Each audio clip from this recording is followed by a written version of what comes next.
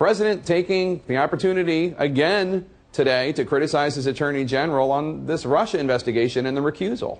He did, Jake. Just a few moments ago in the Rose Garden here at the White House under a blistering sun, the president again repeated his blistering critique of his attorney general, but he did not step forward and say exactly what he would do about it. He is indeed shaming him, he's humiliating him, but he's not saying if he intends to fire him. And there's a bit of mystery here at the White House over how long this will sort of go on. It is creating a chilling effect to a lot of supporters of the president, but they were all watching very carefully when he said this today about his attorney general.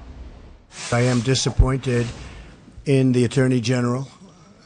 He should not have recused himself almost immediately after he took office. And if he was going to recuse himself, he should have told me prior to taking office, and I would have quite simply picked somebody else. So I think that's a bad thing, not for the president, but for the presidency. I think it's unfair to the presidency, and that's the way I feel. Thank you. Now, Jake, it should have come as no surprise to the president or anyone else that the attorney general did recuse himself, because that's exactly what he said he would do in his January confirmation hearing. He was asked that specifically by Chairman Chuck Grassley, a Republican, if he would become involved in any type of investigation, and he said no, he does not think it's appropriate. He was too close to the campaign last year, so he shouldn't be investigating the Clinton campaign. Now, Jake, the end point of all this is unclear, but what is clear, the president blames the attorney general for setting into motion a series of events that has left this investigation actually where it is here.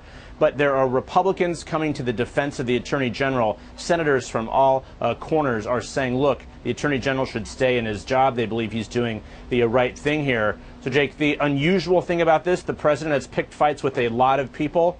He has seldom picked fights with someone the conservative base actually supports and likes. That's why the outcome of this is incredibly uncertain.